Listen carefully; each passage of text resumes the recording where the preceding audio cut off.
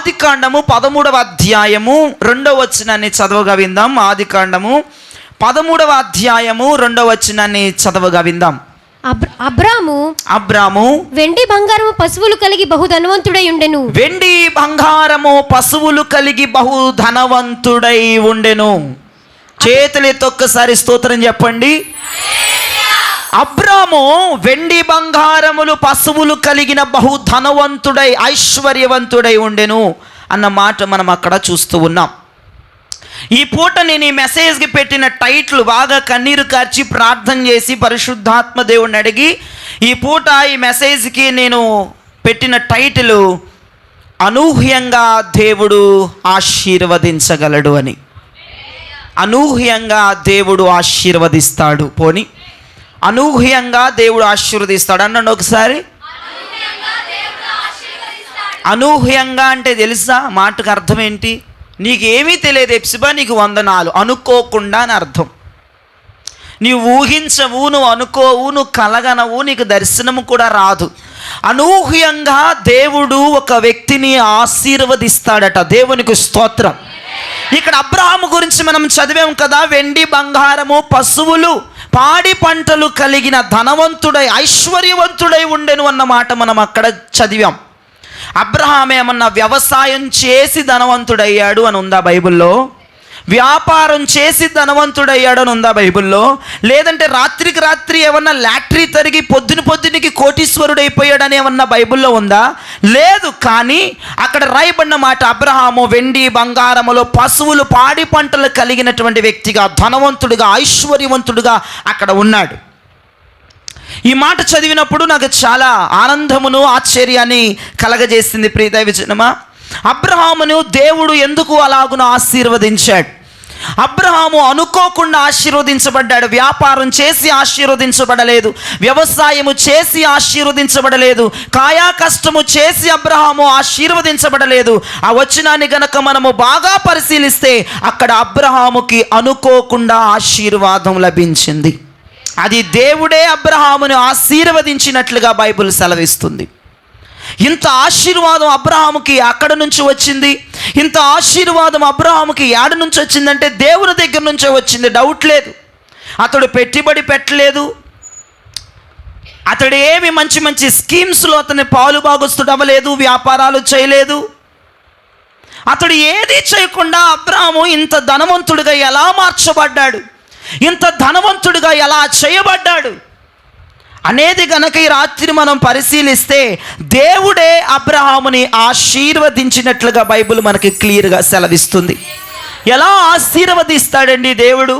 వ్యాపారాలు చేయకుండా, ఏమండి, వ్యవసాయాలు చేయకుండా, చేతి పనులు చేయకుండా ఇంత ఆశీర్వాదం అబ్రహాముకి ఎక్కడి నుంచి ఊడిపడిపోయింది? మీరు భలే చెప్తారు అంటే బైబిల్ ప్రకారముగా అబ్రహాము దేవుడు చూపించిన దారిలో ప్రయాణము చేస్తూ వెళుతున్నాడు గనుక దేవుడు అబ్రహామును అనూహ్యముగా ఆశీర్వదించారు. Praise the lord.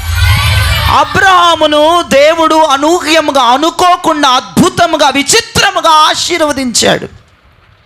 కొన్ని సంవత్సరాలుగా అబ్రహాము పని చేశాడు గనక ఈ స్థాయికి వచ్చాడు అనే రెఫరెన్స్ బైబిల్లో లేదు. కొన్ని సంవత్సరాలుగా పొలమును నేలను దున్ని కష్టపడి ఈ స్థాయికి వచ్చాడు, ధనవంతుడయ్యాడు అని చెప్పుకోవడానికి లేదు.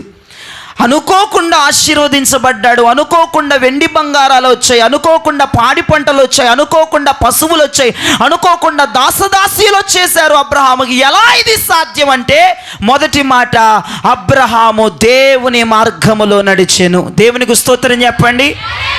అబ్రహాము దేవుని మార్గములో ప్రయాణము చేయటం నేర్చుకున్నాడు. ఆయన మార్గములో వెళ్ళటం నేర్చుకున్నాడు. ఆయన మార్గములో ప్రయాణము చేయటం, ఆయన మార్గమును విడవకపోవటం, ఆయన మార్గమును విడిచిపెట్టకపోవటం నేర్చుకున్నాడు గనక అబ్రహామును దేవుడు ఆశ్చర్యంగా, అనూహ్యంగా, విచిత్రంగా ఆశీర్వదించాడు. దేవునికి స్తోత్రం. ఈ ఆశీర్వాదం ఎంతమందికి కావాలి? స్తోత్రం చెప్పండి చేతులెత్తి గట్టిగా. నేను మాట్లాడుతున్న దేవుడు సజీవుడు గనక, గొప్పవాడు గనక, శక్తివంతుడు గనక, ఆయన చెప్పిన మాట చేయగలడు గనక నిన్ను కూడా నా దేవుడు అనుకోకుండా, అనూహ్యంగా, విచిత్రంగా, అద్భుతంగా ఆశీర్వదించాలంటే మొదటి మాట చెప్తున్నాను, ఆయన మార్గమును విడిచిపెట్టుగా మనం ఆయన మార్గములో నడవాలి. హల్లెలూయా. పోనీ ఏమైనా అబ్రహాము దేవుని మార్గములో నడిచెను గనుక, హలో అబ్రహాము దేవుని మార్గములో నడిచెను గనుక అబ్రహాముకు వెండి దొరికింది, బంగారము దొరికింది అని ఏమన్నా బైబిల్లో ఉందా? అబ్రహాము దేవుని మార్గములో నడిస్తే అబ్రహాముకి ఏమొచ్చిందంట? శ్రమ కలిగింది. ఏమి కలిగిందంట? అది ఎటువంటి శ్రమ అని చెప్పుకుందామా? ఎటువంటి శ్రమ అంటే అబ్రహాము భార్యని ఒకడు ఎత్తుకుపోయాడు రాజు. అదేంటండి, ఇది దేవుని మార్గం అన్నారు, దేవుని చిత్తం అన్నారు, మరి ఇంత పెద్ద శ్రమ వచ్చింది ఏంటండి అని భక్తులకి 1,00,000 క్వశ్చన్లు రావచ్చు ఈ పూట వాక్యమేనండి. దేవుడు ఎప్పుడూ చెప్పలేదు ఆది నుండి ప్రకటన వరకు నా మార్గంలోకి వస్తే నీకు సమస్తం సెటిల్ అయిపోతావు, నువ్వు బాగుంటావు. దేవుడు ఎప్పుడు చెప్పలేదు. నా మార్గం ఇరుకు మార్గం అన్నాడు, అన్నాడా లేదా? నువ్వు నా మార్గంలో నడిస్తే శ్రమలు పాలవుతావు అన్నాడు, అన్నాడా లేదా? నువ్వు నా మార్గంలో నడిస్తే నన్ను వెంబడిస్తే నిన్ను దూషిస్తారు, నా నిమిత్తం నిన్ను దూషిస్తారు, నా నిమిత్తం నిన్ను కొడతారు, నా నిమిత్తం నిన్ను హేళన చేస్తారు, అన్నారా లేదా? నువ్వు నా మార్గంలో వస్తే డబ్బు మూటలు వస్తాయి అని ఎప్పుడైనా చెప్పాడా? మరి ఈరోజు మనం అందరం ఎందుకు ఆ మార్గంలో పరిగెడుతున్నాం అంటే యేసయ్య ప్రేమ అటువంటి గొప్పది. యేసయ్య అనుకోకుండా, అనూహ్యంగా, విచిత్రంగా, అద్భుతంగా ఆశీర్వదించగలిగిన దేవుడని ఆయన మార్గంలో మనం పరిగెడుతున్నాం. ఎప్పుడు ఎక్కడ దేవుడు చెప్పలేదు నువ్వు నా మార్గంలో రా, నువ్వు నన్ను వెంబడించు, నీకు డబ్బు మూట వస్తుంది, నన్ను వెంబడించు, బ్యాంకు బ్యాలెన్స్లు నిండిపోతాయి, నన్ను వెంబడించు, నీ కుటుంబం అంతా సెటిల్ అయిపోద్ది, నన్ను వెంబడించని దేవుడు ఎప్పుడు కూడా ఉప్పొంగే మాటలు ఎప్పుడూ చెప్పలేదు. ఆయన ఒకే ఒక మాట చెప్తూనే వస్తున్నాడు ఆది నుండి అంతం వరకు. నా మార్గం ఇరుకు మార్గం ఉంటుంది, సంకుచితంగా ఉంటుంది, నాశనానికి పోయే మార్గం విశాలంగా ఉంటుంది. ఆ మార్గం అలా ఉండదు. శ్రమలు పడాలి, కష్టాలు పడాలి, ఇబ్బందులు పడాలి, భయంకరమైన మాటలు పడాలి, నిందలు పడాలంటున్నాడు ఆయన. ఫస్ట్ నుంచి మొత్తుకుంటుంది అదే. మరలా భక్తులకు అర్థం కాక దేవుని మార్గంలోకి వెళ్తే ఈ శ్రమలు ఎందుకు వస్తున్నాయి, ఇబ్బందులు ఎందుకు వస్తున్నాయి అంటే, అమ్మా బైబిల్ తెలిసిన వాళ్ళు అయితే ఆ మాటలు మాట్లాడరు. ఆల్రెడీ ప్రభు చెప్పాడు ఆయన మార్గంలో నడిస్తే చిన్న చితక శ్రమలు వచ్చి పడిపోతాయి, ఇబ్బందులు వచ్చేస్తాయి, గాబరా అయిపోతాం, నలిగిపోతాం, విసిగిపోతాం. ఆయన చెప్పాడు కదా, జరుగుతున్నాయి. ఇంకా దేవుని మార్గంలో వెళ్తే మాకు ఎందుకు ఇత్తు వస్తున్నాయి, దేవుని చిత్తంలో వెళ్తే మాకు ఎందుకు ఇత్తు వస్తాయి అని మాట్లాడితే నాకు అర్థం కాదు. ఆల్రెడీ యేసు ప్రభు చెప్పిన తర్వాత ఆయన మార్గంలో శ్రమలు ఉండవని దేవుడు ఎక్కడా చెప్పలా, ఇబ్బందులు ఉండవని ఎక్కడా చెప్పలా. పైపెచ్చేమన్నాడు, నా మార్గంలో నడిస్తే నలుగురు పిలిచి నిన్ను తంతారు, నీకు ఇష్టమా నన్ను వెంబడించన్నాడు. నా మార్గంలో నడవాలంటే నన్ను వెంబడించాలంటే నీ సిలువను మోసుకుని నన్ను వెంబడించన్నారు. భక్తులకి ఈ పూట సిలువ అంటే భయం వేసిపోయి సిలువ ఆవిడ దూరం పడేస్తున్నారు. యేసు ప్రభు ఏమన్నాడు, నన్ను వెంబడించాలంటే నీ సిలువను మోసుకోమన్నాడు అని పిచ్చి కొందరు దేవుని వాక్యం అంటే ఒకడికి అర్థం కాకుండా పిచ్చి పెట్టినోడుకులాగా మాట్లాడుతున్నారు. దేవుని వాక్యమును పరిశీలించగలిగిన వాడు, గ్రహించగలిగిన వాడు దేవుని మార్గములోనికి వెళితే శ్రమలు వస్తాయని ఖచ్చితంగా నమ్మాలి. ఇది దేవుని మార్గమే అంటారా, దేవుని చిత్తమే అంటారా? మరి చిత్తమైతే ఈ శ్రమ ఎందుకు, ఈ భాగోత్వం ఎందుకని మాట్లాడొద్దు. దేవుని మార్గములు ఖచ్చితంగా శ్రమలు ఉంటాయి, ఇబ్బందులు ఉంటాయి, కష్టం ఉంటుంది. అయితే అబ్రహాము దేవుని మార్గములో ప్రయాణం చేస్తూ వెళుతున్నారు. దేవుని మార్గములో ఒక భయంకరమైన శ్రమ వచ్చింది. ఏమండోయ్, ఏ శ్రమ తెలుసా? సొంత భార్యను, కట్టుకున్న భార్యను రాజు ఎత్తుకుపోయాడు. ఎంత పెద్ద భయంకరమైన శ్రమ! అప్పులు ఉండడం కాదు, నీకు పెద్ద అప్పులు ఉండడం పెద్ద శ్రమ అయిపోతుంది, తలకాయ నొప్పి రావడం పెద్ద శ్రమ అయిపోతుంది నీకు. కానీ అబ్రాహాము భార్యనే, కట్టుకున్న భార్యనే ఆ రాజు ఎత్తుకుపోయాడు పాపం చేయడానికి, శీలాన్ని చెడిపోయడానికి. ఎంత భయంకరమైనటువంటి శ్రమ అండి అది. చిన్నప్పుడే అబ్రహాము తల్లి చనిపోయింది. నడి వయసులోకి వచ్చినాక అబ్రహాం పెళ్ళి అయిపోయిన తర్వాత హారాల్లో తండ్రి చనిపోయాడు. దిక్కుతోచని పరిస్థితి, ఎటు తోచని పరిస్థితి. ఒక ప్రాంతంలోకి వచ్చేప్పటికి భార్యను ఎత్తుకుపోయాడు రాజుగారు. ఆయన రాజుగారు కనుక ఎవడు ఏమీ మాట్లాడలేడు. ఆ దేశానికి రాజు, చక్రం తిప్పేవాడు ఆయన. నలుగురు మనుషులు వెళ్ళి మాట్లాడడానికి లేదు అక్కడ. రాజుగారు కనుక ఆయన ఏది చేస్తే అదే శాసనం, అదే ఆయన ఏది చెప్తే అదే ఖాయం. నువ్వైతే ఏం చేస్తావంటే వెనక్కి తిరిగి వెళ్ళిపోతావు. నిమిషం కూడా ఆలోచించకుండా వామ్మో ఈ దేవుని మార్గం కాదేమో, దేవుని చిత్తం కాదేమో వదిలిపెట్టి, ఆ మార్గాన్ని వదిలిపెట్టి తిరిగి వెళ్ళిపోతావు. కానీ అబ్రహాము వెళ్ళలేదు. దేవునికి స్తోత్రం చెప్పండి. అబ్రహాము వెళ్ళలేదు. అసలు ఈ శ్రమ వెనక్కి తిరిగి వెళ్ళిపోవాల్సిన శ్రమ. తల్లిని పోగొట్టుకున్నా, తండ్రిని పోగొట్టుకున్నా, నేను సమస్తాన్ని పోగొట్టుకుని ఇప్పుడు నా భార్య కూడా లేదని అబ్రహాము భయాందోళనకు గురై అబ్రహాము ఆ మార్గాన్ని విడిచిపెట్టి వెళ్ళిపోవాలి. కానీ ఆ మార్గాన్ని అబ్రహాము విడవలేదు. ఏమనుకున్నాడు తెలుసా?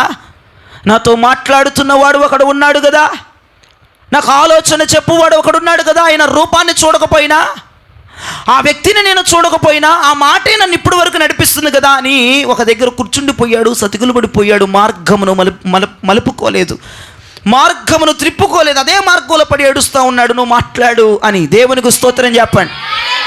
నువ్వు మాట్లాడంటే యేసు ప్రభు అబ్రాహాముతో అసలు మాట్లాడుతున్నాడా? మాట్లాడట్లా. దేవుడు మాట్లాడట్లేదు గనక ఇది దేవుని చిత్తం కాదు, ఇది దేవుని మార్గం కాదని అబ్రహాం ఏమైనా రూటు మార్చాడా? మార్చలా.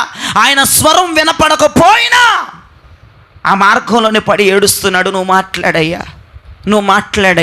నువ్వు చెప్తేనే ఈ మార్గంలోకి వచ్చాను, నువ్వు చెప్తేనే ఈ మార్గంలో అడుగుపెట్టా, నువ్వు చెప్తేనే ఈ దారి తీసుకున్నా, నువ్వు చెప్తేనే ఈ మార్గం ఎంచుకున్నా. నువ్వు మాట్లాడు. ఇప్పుడు శ్రమ వచ్చింది ఈ మార్గంలో, ఇప్పుడు కష్టం వచ్చింది ఈ మార్గంలో శ్రమ వచ్చిందని, కష్టం వచ్చిందని నేను వెనక్కి తిరిగి వెళ్ళను. నా దేవుడు మాట్లాడగలిగిన వాడు, నా దేవుడు ఒక గొప్ప ఆలోచన చెప్పగలిగిన వాడు అని అక్కడ సతుకులు పడిపోయి ఏడుస్తా ప్రార్థన చేసుకుంటున్నాడు. అయితే విచిత్రం ఏంటో తెలుసా? అబ్రహాముతో దేవుడు మాట్లాడలేదు కానీ రాజుగారితో దేవుడు మాట్లాడడం ప్రారంభించాడు. హల్లెలూయా. కొన్ని సందర్భాల్లో దేవుడు మనతో మాట్లాడకుండా మానేస్తాడు. కొన్ని సందర్భాల్లో దేవుడు నిన్ను ఎదురించుచున్నా, నీతో పోరాడుతున్నా, నిన్ను భయపెడుతున్న శ్రమతో మాట్లాడడానికి దేవుడు ఇష్టపడతాడు. అలాగని చెప్పి దేవుడు విడిచిపెట్టాడు అనుకుందామా, వదిలేశాడు అనుకుందామా? కాదు. అవతల వ్యక్తితో ప్రభు మాట్లాడుతున్నాడు. నీ గురించే ప్రభు అవతల వ్యక్తితో మాట్లాడుతున్నాడు. నీతో మాట్లాడట్లేదని నువ్వు బాధపడబాకు, బెంగ పెట్టుకోబాకు. అవతల వ్యక్తితో దేవుడు మాట్లాడడం ప్రారంభించాడు. వినండి ప్రియ దైవజనమా, దేవుడైన యెహోవా అబ్రహాముతో మాట్లాడలేదు. అబ్రహాము యొక్క భార్యని ఎత్తుకెళ్ళిపోయిన రాజుతో దేవుడు మాట్లాడాడు. రేయ్, నువ్వు నాశనం అయిపోతావు, ఏమనుకుంటా కబడతా, నా బిడ్డ భార్యని ఎత్తుకొస్తావా, నీకు ఎంత ధైర్యం? ఏంటండి మీ తరపున ఏమా? బాబు పొరపాటు అయిపోయింది, తప్పు అయిపోయింది, క్షమించు, మీ తరపున అనుకోలేదు. అప్పుడు మీ కూడా అరే ఒక మాట కూడా చెప్పలేదు ఏంటాను? సరేనండి, నేను అమ్మాయి మీద చెయ్యి కూడా వేయలేదు, అమ్మాయి శీలం చెడపలేదు, నేను పల్లకలో పంపిస్తాను ప్రభు, నాకు క్షమించు, నీ పార్టీ అనుకోలేదు, నీ తరపున అనుకోలేదు బాబు, ఏదో పొరపాటు పడిపోయాను అని చెప్పి గాబరా పడిపోయి, కంగారు పడిపోయి ఈడ్చుకెళ్ళిపోయారు అబ్రహాం భార్యని. పల్లకిలో తీసుకొస్తున్నారు వెనక్కి, చప్పలు కొట్టండి గట్టిగా. ప్రైజ్ ది లార్డ్, హల్లెలూయా. పల్లకెక్కిచ్చేసాడు రాజా. రేయ్, పల్లకి చిత్రం చేయండి రా, మోయటానికి బట్లు. ఆమె వెంట వెండి బంగారాలు. దేవుడు ఆశీర్వదిస్తే ఎలా ఉంటుందో చెప్తున్నాయి రాత్రి నీకు. అనుకోకుండా ఆశీర్వదించే దేవుడు, అద్భుతంగా ఆశీర్వదించే దేవుడు, విచిత్రంగా ఆశీర్వదించే దేవుడు. పల్లకలో వస్తుంది రాని. అబ్రహాము పడిపోయి ఏడుస్తూ ఉన్నాడు, శారమ్మ పల్లకలో వస్తుంది. అబ్రహాం ఏడుస్తూ ఉన్నాడు. నువ్వు నాతో మాట్లాడు, నువ్వు చెప్తే నీ మార్గంలో వచ్చాను కదా, నువ్వు చెప్తే నీ మార్గంలో నడుస్తున్నాగా, నువ్వు నాతో మాట్లాడంటే ఆల్రెడీ శారమ్మ పల్లకలో వస్తుంది. దాసదాసీలు వస్తున్నారు ఆమెతో పాటు, బట్లు పల్లకను మోస్తున్నారు. ఎవరల్లాగా పల్లకలో కూర్చొని దజ్జాగా వస్తుంది. ఆమె వెంట వెండి బంగారాలు, కొన్ని లక్షల రూపాయల డబ్బులు, కొన్ని లక్షల రూపాయలు వ్యవహారం. అక్కడ వెండి బంగారాలు వచ్చేస్తున్నాయి, పాడి పంటలు వచ్చేస్తున్నాయి అనుకున్నాడు అబ్రాహాము. ఇక నేను కూడా అయిపోయాను, మొత్తం మంది వచ్చి పడిపోతుంది, నన్ను కూడా లాక్కెళ్ళిపోతుంది. ఇదేంటి పల్లకెక్కేసింది మావిడి, ఏం జరుగుతుందో అర్థం కావట్లేదు అబ్రాహాముకి. రాజుగారు వచ్చారు. అయ్యా నన్ను క్షమించు మహాప్రభు, నీ వెనకాల ఉన్న వ్యక్తి బ్యాక్గ్రౌండ్ నాకు చెప్పలేదే, ఆయన మామూలుడు కాదు, నువ్వు మీరు వారి పట్టినా మరి చెప్తే నీ భార్య మీద కన్ను కూడా వేసేవాడు కదరా, నువ్వు చెప్పకుండా మురికించి ఆగిపోయావు. రాజుగారు అండి భయం వేసి, భయపడా నేను చచ్చిపోయాను కొంచెం ఉంటే, ఏం భయం, నీ భయం మండిపోను, చంపేసేవాడు పెద్ద అయ్యి నన్ను అని భయపడిపోయి గాబరా పడిపోయి అబ్రహాం పాదాల మీద పడిపోయి నమస్కారం చేసేసాడు. స్తోత్రం చెప్పండి గట్టిగా. అదిగో నీ భార్య తీసుకొని భార్య మీద నీ చెయ్యి, ఇలా కన్ను కూడా వేయలేదు, ప్రత్యక్షమైపోయాడు ఆయన. అమ్మో మీరు తమరపట్టినా, ఆయన మామూలుడు కాదు, మీతో ఉన్నతను, మీకు దండాలి స్వామి అని చెప్పి భార్యను అప్పగించడమే కాకుండా, ఈ రాజ్యంలో ఎవడ తప్పు చేసినా నేను న్యాయవాదిని కనుక నా మీద నేనే తప్పేసుకొని నీకు వెండి బంగారాలు ఇచ్చేస్తాను, ఇన్ని లక్షల రూపాయలు డబ్బులు ఇచ్చేస్తాను, ఇదిగో దాసదాసులు నీకు ఇచ్చేస్తాను, ఇదిగో నీ భార్యని ఇచ్చేస్తానని దేవుడు మాట్లాడాడు. దేవునికి స్తోత్రం. రాజు మాట్లాడాడు, ఇదిగో ఇదంతా నీకే, వెండి బంగారాలు పట్టేసుకో, ఈ లక్షల రూపాయల డబ్బులు తీసేసుకో, ఇదిగో నీ భార్యను కూడా ఇచ్చేస్తున్నాను, నీకు అంతేకాదు దాసదాసులు కూడా ఇస్తాను, నా మీద నేనే తప్పేసుకున్నాను, ఈ పాపం నేను చేసినందుకు నన్ను క్షమించయ్యా, తొందరగా ఇక్కడి నుంచి మీరు వెళ్ళిపోండి అన్నాడు. ఊహించలేని కార్యం అబ్రహాం జీవితంలో జరిగింది. ఎన్ని సంవత్సరాలు కష్టపడితే అన్ని లక్షల రూపాయల డబ్బులు వస్తాయండి? ఎన్ని సంవత్సరాలు కష్టపడిన అంత కోట్లాస్తి కదిపోతే అయ్యేవాడు అబ్రహాము. ఒక్క పూట్లో వచ్చేసిందటువంటి ఆశీర్వాదం. ఒక్క పూట్లో. వ్యవసాయం పని చేయలేదు, కూలి పని చేసుకోలేదు, కాయ కష్టం చేయలేదు. ఇదేంట్రా బాబు, ఇన్ని లక్షల రూపాయల డబ్బులా? బ్యాంకులు కూడా సరిపోవట్లేదండి. మరి ఎన్ని అకౌంట్లు ఓపెన్ చేశాడో కానీ అబ్రహాం నాకు తెలియదు. కానీ ఈ భూప్రపంచంలో ఉన్న బ్యాంకులన్నీ ఓపెన్ చేసి డబ్బులు జమ చేసాడో నాకు అర్థం కావట్లేదు. బ్యాంకులు కూడా సరిపోవట్లేదండి. దేవుడు అటువంటి ఆశీర్వాదం అబ్రహాంకి ఇచ్చాడు. అబ్రహాం అనుకున్నాడు అటువంటి ఆశీర్వాదం వస్తుందని. అద్భుతమైన ఆశీర్వాదం. తన జీవితకాలం కష్టపడిన రాని ఆశీర్వాదాన్ని దేవుడు ఒక్క పూటలో ఇచ్చేసాడండి. అందుకే ఆ దేవుడు అంటే నాకు పిచ్చండి. అందుకే దేవుడు అంటే నాకు వీర అభిమానం అండి. అందుకే దేవుడు వాక్యం అంటే పడి చచ్చిపోతానండి. దేవుడు ఏదైనా చేయగలడండి అని చేయడానికి సర్వసమృద్ధుడు, సర్వశక్తి కలిగిన దేవుడు అండి. అబ్రహాము నిజంగా దేవుడు అట్టి రీతిగా ఆశీర్వదించాడు. ఈ విలేఖనాలు చదువుతుంటే నాకు చాలా సంతోషం వేసింది. ప్రభువా, నీ ఆశీర్వాదం అనూహ్యంగా ఉంటుంది, అద్భుతంగా ఉంటుంది, విచిత్రంగా ఉంటుంది నాయన. అందుకే ఈరోజు మెసేజ్ స్టేట్లు అనూహ్యంగా దేవుడు ఆశీర్వదించేస్తాడే. నువ్వు అనుకో, నువ్వు ఊహించో, వచ్చి పడిపోద్దంటే ఆశీర్వాదం. అర్రే బాబు, వీడికి ఇంత శ్రమ వచ్చినా తన కట్టుకున్న భార్యనే రాజుగారు ఎత్తుకుపోతే వీడు మార్గాన్ని మలుచుకోలేదు. దేవుడికి అక్కడ నచ్చాడు అబ్రహాము. ఇంకోలైతే చిచి ఈ దేవుని మార్గం కాదు, ఈ దేవుని చిత్తం కాదని వెళ్ళిపోతారు. Bye bye. అబ్రహాం వెళ్ళలేదు. ఎంత అసలు నాకు అబ్రహాం యొక్క త్యాగం, అబ్రహాం యొక్క కన్నీరు నాకు బాగా నచ్చింది. అయ్యా, ఒకటే అన్నాడంటే దేవుడితో అబ్రహాము, నువ్వు ఇక్కడి వరకు నడిపించవు కదా, ఇక్కడ నుంచి కూడా నువ్వు నడిపించు. ఏదో శ్రమ వచ్చిందని, ఇబ్బంది వచ్చిందని ఈ రూటు మార్చుకునే బాపతినది కాదు, ఇక్కడ నుంచి కూడా నువ్వు నడిపించని, నువ్వు మాట్లాడని దేవుడు మాట కోసం ఎదురు చూశాడంట. అక్కడ నచ్చాడు అబ్రహాం దేవునికి. అందుకే భార్యని ఎత్తుకుపోయినోడుతోనే మొత్తం అంత జీవితకాలం అంతా కష్టపడినా సంపాదించలేని ఆస్తిని భార్యని ఎత్తుకెళ్ళిపోయినోడుతోనే ఇప్పించేశాడు దేవుడు. మామూలుడు కాదు, ముక్కు పిండి వసూలు చేయించాడు. అంతే. ఇవరా అమ్మాయిని లాక్కెళ్ళిపోయినందుకు నువ్వు జరిమానా కట్టాల్సింది, అంతే. 70 జ్వరం పట్టుకొచ్చేసింది రాజుకి. నా ప్రభు ఆశీర్వదిస్తే మామూలుగా ఆశీర్వది, నువ్వేదో అనుకుంటున్నావు, వచ్చి పడిపోద్దంతే. దేవునికి స్తోత్రం. అనుకోకుండా ఎలా అంటావేమో, ఆయన మార్గాన్ని విడిచిపెట్టబాకు. ఆయన మార్గంలో ప్రయాణం చేయటం, ఆయన మార్గంలో పరిగెత్తడానికి ప్రారంభించు. ఆయన మార్గాన్ని వదలమాకు. నేను వెళ్ళే మార్గము అని సైడ్ బిల్డప్లు ఇచ్చుకుంటూ ఉండబాకు. ఆయన మార్గంలో వెళ్ళాలి. ఏం తెలుసు, నువ్వు వెళ్ళే మార్గం ఎవరి మార్గం? దేవుని మార్గం అయి ఉండాలి. అది ప్రభు మార్గం అయి ఉండాలి. అది ప్రభు చిత్తమై ఉండాలి. నోరు మూసుకొని వెళ్ళిపోవాలంతే. కష్టం వచ్చిందని, ఇబ్బంది వచ్చిందని యాశాలు అయిపోకండి. దేవుని మార్గంలో కష్టాలు ఉంటాయో ఉండవా? ఎవడు చెప్పాడు ఉండవని? నేనైతే చెప్పలేదు. ఆ దుర్మార్గపు బోధన అది కాదు. నేను ఎప్పుడు చెప్పనండి, నేను ఎక్కడా చెప్పలేదండి ఆ మాట. మా యేసుప్రభుని నమ్ముకుని మా చర్చికి రెండు బాధలే ఉండవని నేను ఎప్పుడు చెప్పలేదు, చెప్పను కూడా. దేవునికి స్తోత్రం. నీవు వెళుతున్నది ఆయన మార్గమే, నువ్వు పాటిస్తుంది ఆయన మార్గమే, నువ్వు పట్టుకుంది ఆయన మార్గమే, నువ్వు నడుస్తుంది ఆయన మార్గమే, డౌట్ లేదు. ఆయన మార్గంలో పడి వెళ్ళిపో. ఎన్ని కష్టాలు, ఎన్ని బాధలు వచ్చినా. అందుకో భక్తుడు ఏమన్నాడు? ఎన్ని కష్టాలు కలిగినను, నన్ను కృంగించే బాధలను, ఎన్ని నష్టాలు శోభిల్లినా, ప్రియ ప్రభువేన పరిహారి. హల్లెలూయా. చెప్పు గట్టిగా, చేతులెత్తి చెప్పాలని తెలియదా మీకు? దేవుని మార్గంలో పడి వెళ్ళిపోవాలి. ఆయన మార్గంలో వెంబడించాలి. ఆయన మార్గం సంకుచితంగా ఇరుగ్గా ఉన్నా పర్లేదు, వెళ్ళిపో. దేవుడు అనుకోకుండా ఒకనాడు నిన్ను ఆశీర్వదించడానికి సిద్ధంగా ఉన్నాడు. హల్లెలూయా చెప్పండి గట్టిగా. దేవునికి మహిమ కలుగును గాక. ఆయన మార్గంలో ఎవరున్నారు? అబ్రహాం ఉన్నాడు.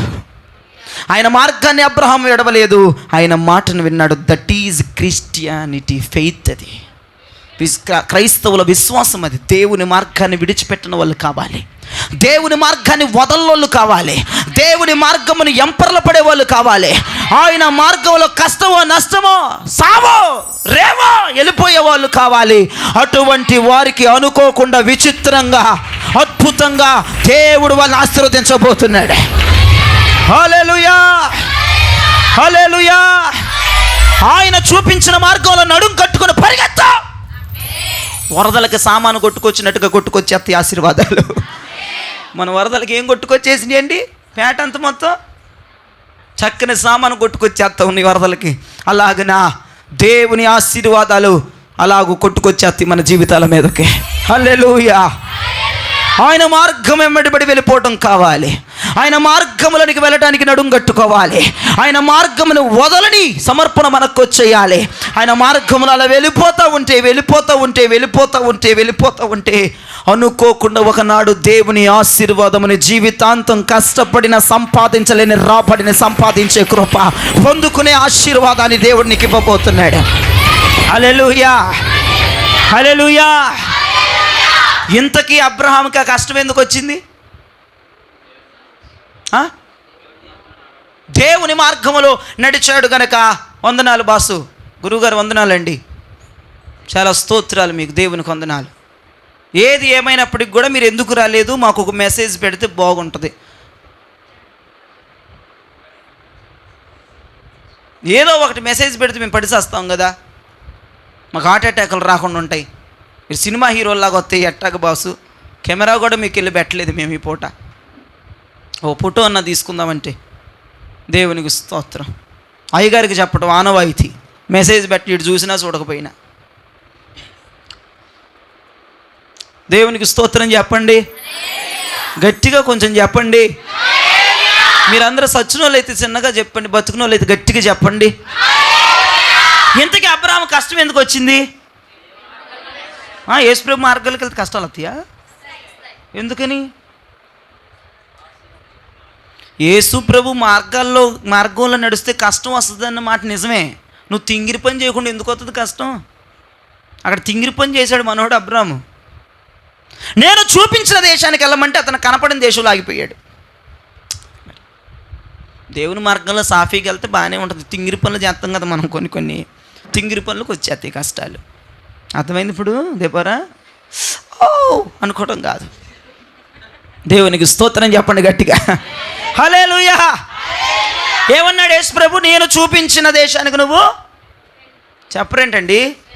నేను చూపించిన దేశానికి నువ్వు. కానీ మనోడు ఎక్కడ ఆగిపోయాడు? అతనికి కనపడిన దేశం దగ్గర.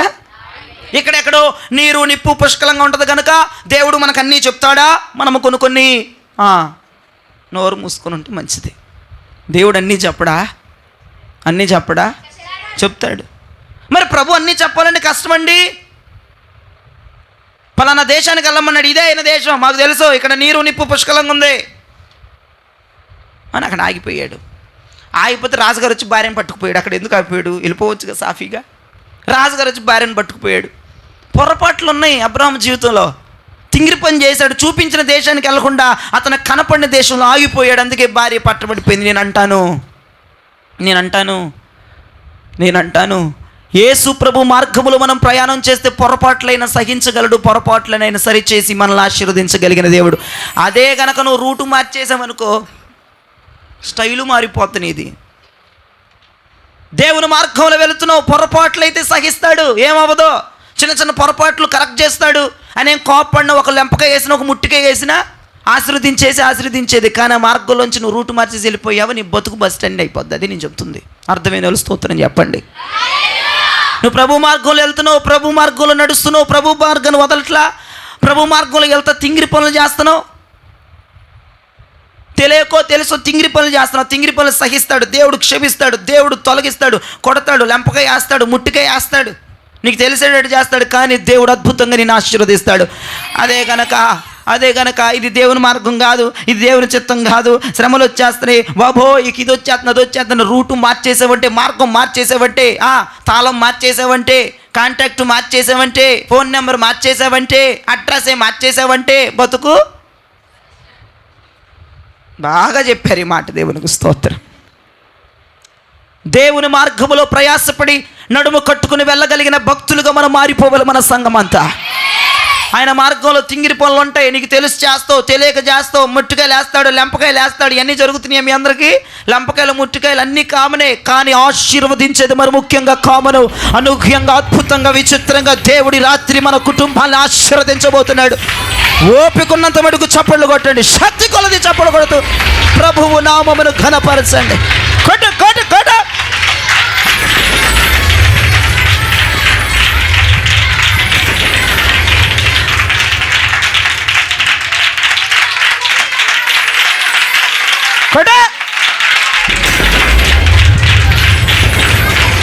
ఆపే.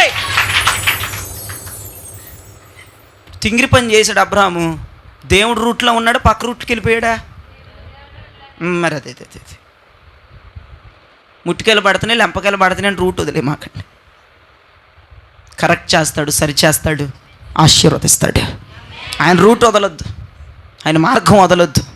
దేవుడు అద్భుతమైన కార్యాన్ని మన జీవితంలో చేస్తాడు. ఇప్పుడు ఆయన మార్గంలో వెళ్తున్నావు, నీకు ప్రార్థన చేయడం రాదు, సరి చేస్తాడు. ఉపదేశం తప్పావు, సరి చేస్తాడు. క్రమాలు తప్పావు, సరి చేస్తాడు. కొడతాడు, ముట్టికాయ వేస్తాడు, లెంపకాయలు వేస్తాడు, సరి చేస్తాడు. భరించుకో, ఓపిక పట్టు, సహనం పట్టు. కానీ ఒక దినం రాబోతుంది, దేవుని మార్గాన్ని విడిచిపెట్టుకు నడిచే వాళ్ళకు ఒక దినం రాబోతుంది. నువ్వు అనుకోకుండా దేవుడు ఆశీర్వదించే రోజు ఒకటి రాబోతుంది. జీవితకాలం కష్టపడిన అనుభవించలేని ఆశ్చర్యమైన మేలు ఒకటి రాబోతుంది. రోడ్లు పట్టుకొని తిరిగినా రాని అద్భుతం, రాని ఆశ్చర్యకరమైన గొప్ప కృప, రాని స్వస్థత దేవుడు ఒక్క పూట నీకు కలగజేయబోతున్నాడు. నువ్వు నమ్మగలిగితే, విశ్వసించగలిగితే దేవుడు శతకోటి కార్యాల్లో ఒక కార్యం నీ పట్ల దేవుడు చేయబోతున్నాడు.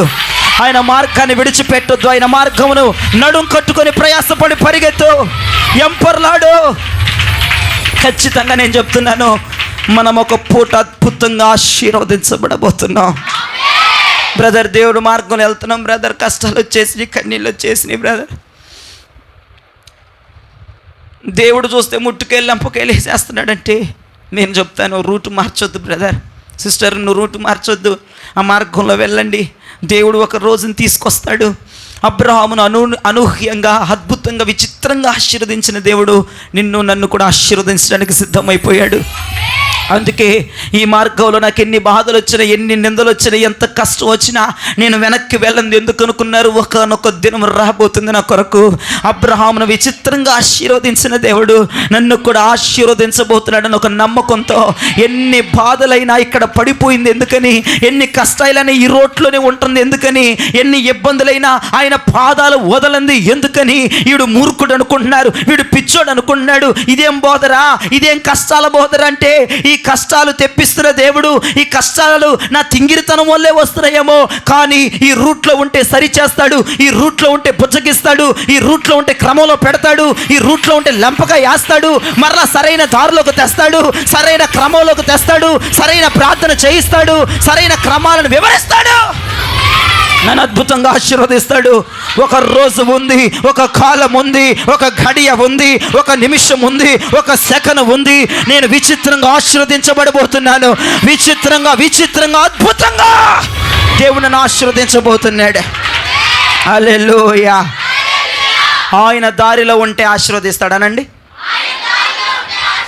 వేరొక దారిలోకి వెళ్తే ఆశీర్వాదం రాదు అనండి. నమ్ముతున్నావు ఈ మాట? నువ్వు ఆయన దారిలో ఉంటే నువ్వు ఆశీర్వదించబడతావు. ఆయన దారిలో కష్టాలైనా ఉండాలి, నష్టాలైనా, బాధలైనా, మనం తింగిరి పనులు చేస్తే దేవుడు కొట్టినా, తిట్టినా, సరిచేసినా అప్పుడు ఎలా ఆశీర్వదిస్తాడు దేవుడు? అనూహ్యంగా ఆశీర్వదించేస్తాడు. మనం అనుకో, మన కల కూడా రాదు, మనం ఊహించం, దేవుడు అటువంటి కార్యాలు చేస్తాడు. హల్లెలూయా. ఇది గొప్ప మార్గం, ఇది శక్తివంతమైన మార్గం, ఇది సమర్పణ కలిగిన మార్గం, ఇది అపోస్తుల మార్గం, ఇది క్రమశిక్షణ మార్గం, ఇది ప్రతిష్ఠిత మార్గం, ఇది సమర్పణతో కూడిన మార్గం, ఇది వైరాగ్యాలతో కూడిన మార్గం. ఈ మార్గాన్ని వెంబడిద్దాం, ఈ మార్గంలో నడుం కట్టుకుని వెళ్ళిపోదాం. దేవుడు గొప్పగా ఆశీర్వదిస్తాడు. హల్లెలూయా, హల్లెలూయా. దేవుడు ఎలా ఆశీర్వదించాడంటే అబ్రహాముని వెండి, బంగారాలు, పాడి పంటలు, దాసదాసీలు. ఒక అమ్మాయి వచ్చింది, అమ్మగారు ఏం కూర చేయమంటారు? ఏమంటుంది అమ్మాయి? అమ్మగారు. అమ్మగారేంటి? అయ్యో నీ వంట చేసుకోలే, అమ్మగారు మీరు చెయ్యక్కర్లేదు, బెత్తరపోయింది శారమ్మ, కల్లాగుంది అదంతా. పని మనుషులు వచ్చేసారు వాళ్ళిద్దరికి, దేవునికి స్తోత్రం. తల్లి చచ్చిపోయి తండ్రి చచ్చిపోయి దిక్కు దివారు లేక రోడ్డును పట్టుకొని తిరిగే వాళ్ళకి పని మనుషులు ఏంటండి, కల్లాగుంది. శారమ్మందుని ఒకసారి నన్ను గిచ్చవేంటికి ఇచ్చింది, ఇది నిజమే, వెళ్ళి మటన్ కూర చేయము అని ఆజ్ఞాపించింది. దేవుని ఆశీర్వదిస్తే ఎలా ఉంటుంది. ఒక అబ్బాయి ఇచ్చాడు, అయ్యగారండి మరి పొలం వెళ్ళి అంత సక్కబెట్టమంటారా అంటే, అబ్రాహాముకి జ్ఞానం ఉంది గనక, బుర్ర ఉంది గనక, శారమ్మలాగా పిచ్చోడు కాదు గనక, ఎంత లేట్ అయిపోయింది ఏంట్రా, వెళ్ళి నువ్వు సౌదు చేయి అన్నాడు. అధికారం వచ్చేసింది, పని మనుషులు వచ్చేసారు, అమ్మగారు అంటున్నారు, అయ్యగారు అంటున్నారు. విచిత్రమైన కార్యాలు చేసే దేవుడు మన దేవుడు అండి. అనూహ్యంగా, విచిత్రంగా, అద్భుతంగా ఆశీర్వదించగలిగిన దేవుడు మన దేవుడు. రోషం తక్కువ దేవుడు కాదు, బలమైన వాడు. ఆయన మార్గాన్ని పట్టుకుందాం, ఆయన మార్గంలోకి వెళ్ళిపోదాం, ఆయన ఏది చెప్తే చేద్దాం, ఆయన స్వరాన్ని విందాం. ఎంత కష్టమైన నష్టమైన చావో రేవో ఆ మార్గాన్ని పట్టుకెళ్ళిపోదాం. ఒక రోజు వచ్చేయబోతుంది, ఒక కాలం దగ్గరగా ఉంది. అనూహ్యంగా ఆశీర్వదించేస్తాడు, అద్భుతంగా ఆశీర్వదించేస్తాడు, విచిత్రంగా ఆశీర్వదించేస్తాడు. హల్లెలూయా. ఆదికాండం 14వ అధ్యాయం 19వ వచనం. ఆదికాండం 14వ అధ్యాయం 19వ వచనం. అప్పుడు అతడు అబ్రామును ఆశీర్వదించి, ఆకాశమునకు భూమికి సృష్టికర్తయును సర్వోన్నతుడునైన దేవుని వలన అబ్రాము ఆశీర్వదింపబడును గాక. అబ్రహాము ఆశీర్వదించబడ్డాడు. స్తోత్రం చెప్పండి గట్టిగా.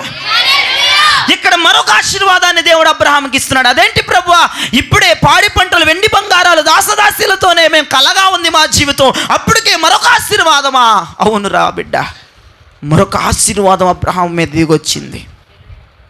సందర్భం ఏంటో చెప్పనా? అబ్రహాము రాజులను గెలిచాడు. దేవునికి స్తోత్ర. సొదొమ గొమొర్రా రాజులను జయించి గెలిచాడు అబ్రహాం. ఎవరి కోసం?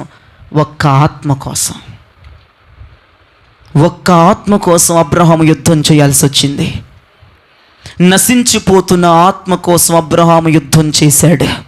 భీకరమైన పోరాటాన్ని చేశాడు.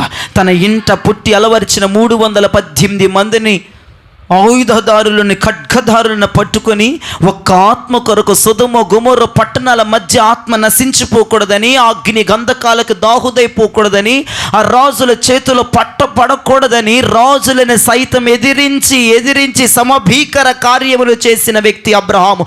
అందుకే దేవుడు అబ్రహామును మరొక్కసారి ఆశీర్వదించాడు. నేను మీకు ఒక్క మాట చెప్తున్నాను, వచ్చినావా పోయినావా అని నీకు మాత్రమే నువ్వు వచ్చి నువ్వు పోయేటట్టు కాదు. ఆత్మల రక్షణ కొరకైన పోరాటం మనం ఈ రోజు నుంచి చెయ్యాలి. సంఘము పగిలిపోయేంత కార్యాలు జరగాలి. సంఘము పట్టరాని విస్తార జనములతో నింపబడాలి.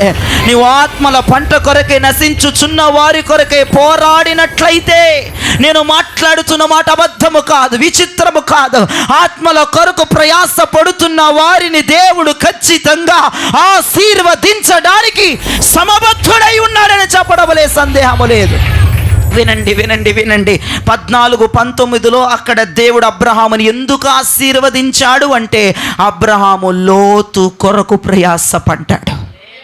లోతు ఎట్టి పరిస్థితుల్లో నశించకూడదు. వాడు ఎట్టి పరిస్థితులు అగ్ని గంధకాలకు దాహుదవ్వకూడదు. వాడు ఎట్టి పరిస్థితుల్లో వాడికి కలిగిన ఆస్తి ఎట్టి పరిస్థితుల్లో రాజుల చేతిలో ఉండకూడదని 318 మందిని పట్టుకుని యుద్ధానికి వెళ్ళాడు. ఏమవసరం అండి అబ్రహాముకి? లోతును కాపాడితే ఏమన్నా బెనిఫిట్ వస్తుంది? అబ్రహాముకి ఏమీ రాదు. ఆత్మల భారం మనలో ఉండాలి. ఆత్మలను రక్షించాలి. నువ్వు పనిచేసే చోట్లల్లా దేవుని సువార్తను ప్రకటించాలి. మందిరాన్ని పరిచయం చేయాలి. ప్రతిష్టత కలిగిన, సమర్పణ కలిగిన బోధలను పరిచయాలు చేయాలి.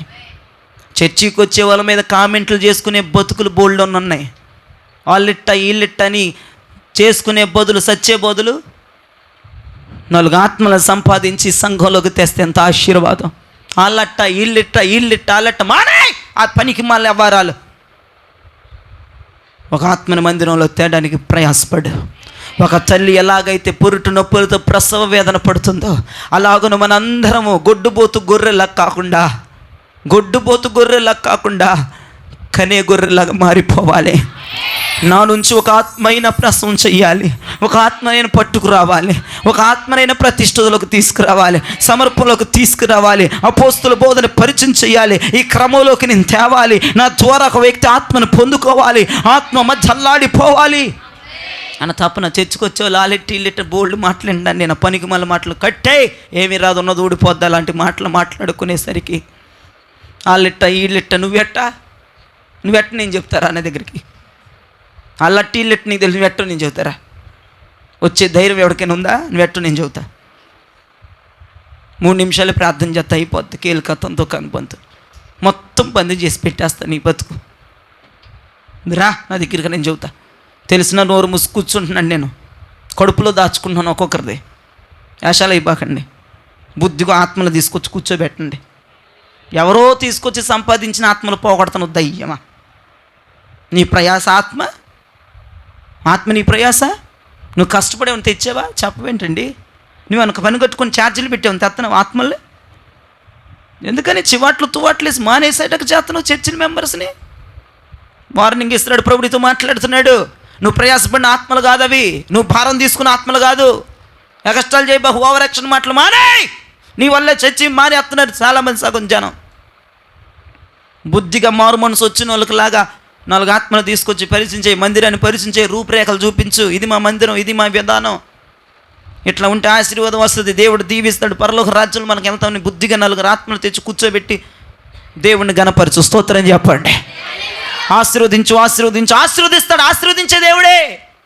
ఏ పనులు చేస్తే దేవుడు ఆశీర్వదిస్తాడో మాట్లాడుతున్నాను నేను. మొదటి మాట, దేవుని మార్గాన్ని విడిచిపెట్టుకుని ఆయన మార్గంలోకి వెళ్ళిపోతే ఆశీర్వాదం వస్తుంది.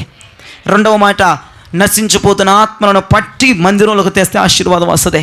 ఆత్మల కొరకు ప్రసవం వేదన పడాలి, ప్రార్థనలు చేయాలి, సువార్తను ప్రకటించాలి, మందిరం దాకా లాక్కురా వాళ్ళు కూర్చోబెట్టాలా. నీకు చేతనైతే పనిని చేయడానికి ఈ రోజు నుంచి పురుకొల్పబడి దేవునికి స్తోత్రం చెప్పండి. ఆదికాండం 15వ అధ్యాయం 1వ వచనం చదవండి. ఇది జరిగిన తరువాత యెహోవా వాక్యము అబ్రామునకు దర్శనమందు వచ్చి, అబ్రామా భయపడకుము, నేను నీకు కేడము. అబ్రహామును మరలా దేవుడు 15:1 ఆశీర్వదిస్తున్నాడు. స్తోత్రం చెప్పండి ఒకసారి. ఇన్ని ఆశీర్వాదాల మహాప్రభు నాకు. మొదటి మాట,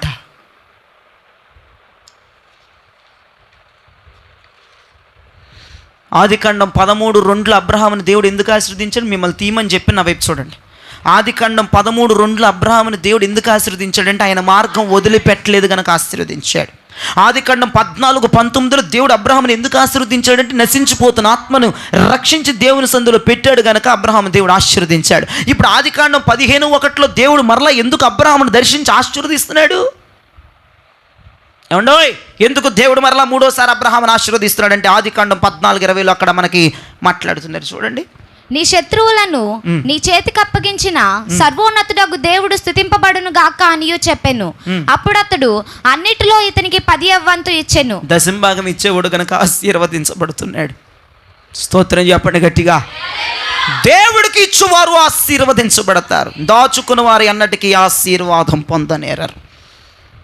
అబ్రహాము ప్రతి దానిలో దశంభాగం ఇచ్చేవాడట, దేవునికి ఇచ్చే మనస్సును కలిగి ఉన్నాడట. అప్పటికి ధర్మశాస్త్రం లేదు, అప్పటికి ఆజ్ఞలు లేవు. దేవుని మనస్సు ఎరిగి అబ్రహాము దశంభాగం ఇస్తూ ఉన్నాడు. అందుకే అబ్రహాము ఆశీర్వదించబడ్డాడు. ఇచ్చువారిని దేవుడు రెట్టింపైన ఆశీర్వాదముతో నింపుతాడనే 3వ మాటగా మనకు అర్థమైపోయింది.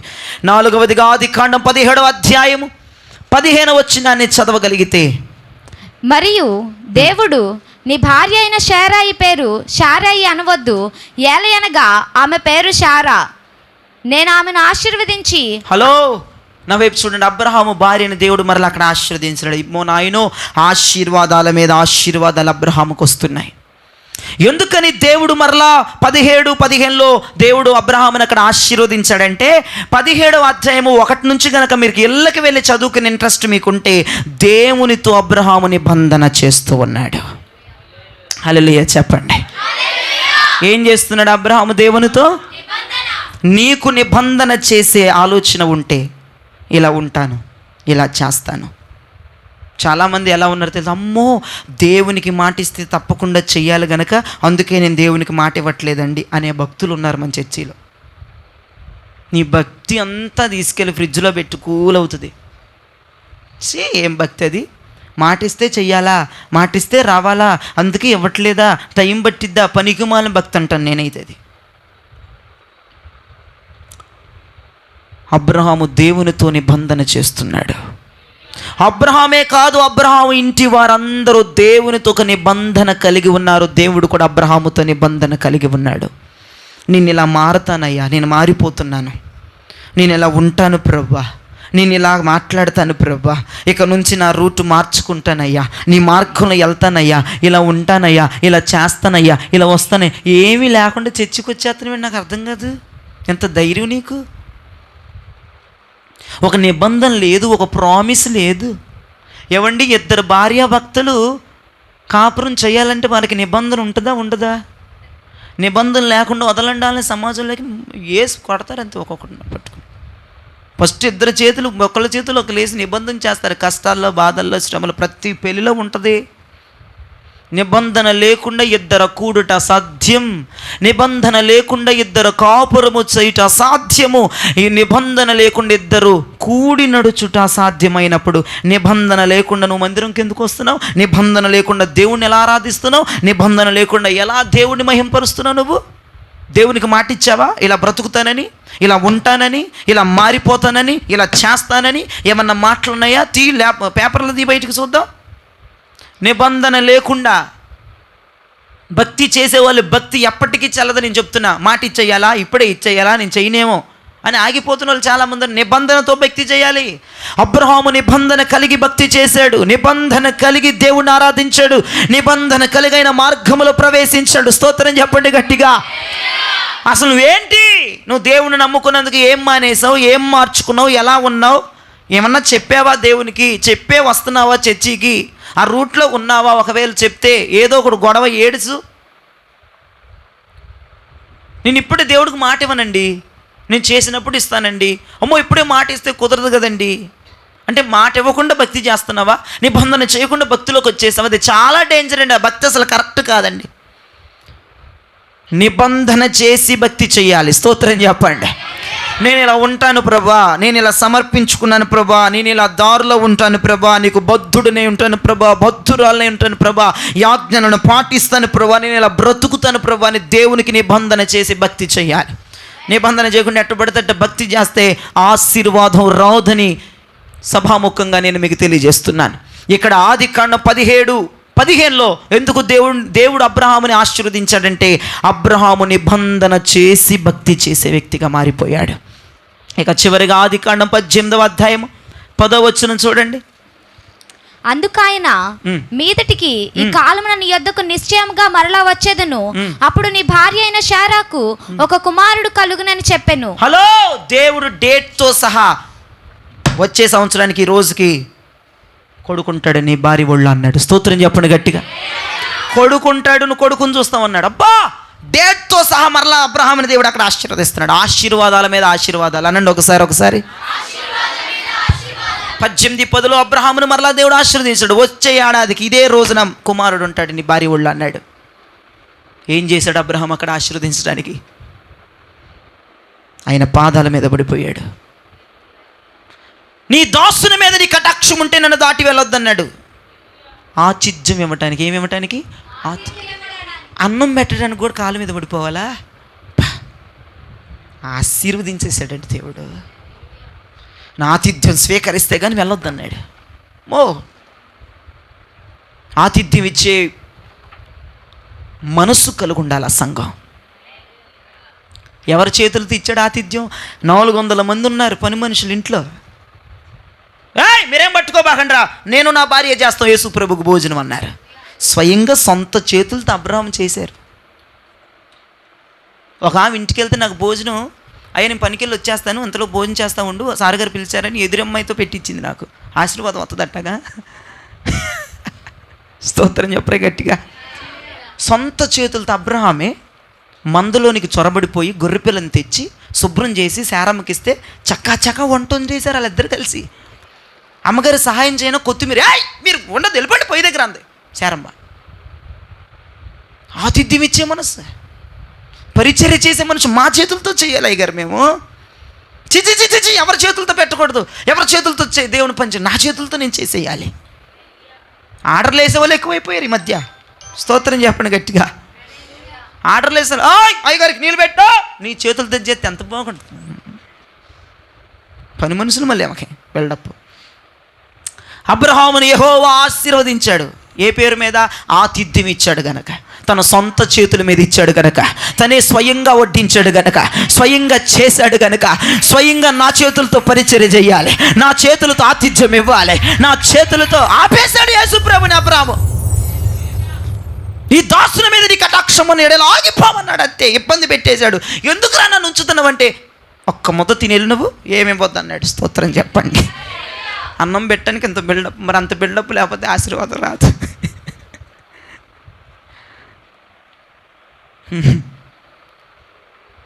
ఏమన్నాడు? వచ్చే కాలానికి ఈ రోజుకి కుమారుడు ఉంటాడన్నాడు. ఏంటిది? ఫుడ్తో ఆకర్షించాడు యేసుప్రభుని అబ్రాము. అంతమంది పని మనుషులు ఒక్కరికి కూడా చిటికేసి చెప్పొచ్చండి. ఆయన దగ్గర కూర్చొని యేసుప్రభు పలం బే సొంత చేతులతో వండి పెట్టాడు. దేవుడు అబ్రహామును ఆశీర్వదించాడు. వచ్చేయండి, మొదటిగా దేవుని మార్గంలో మనం ఉంటే ఆశీర్వదించబడతాం. రెండవదిగా ఏమండి, ఆత్మలు నశించిపోతున్న ఆత్మలను రక్షిస్తే ఆశీర్వదించబడతాం.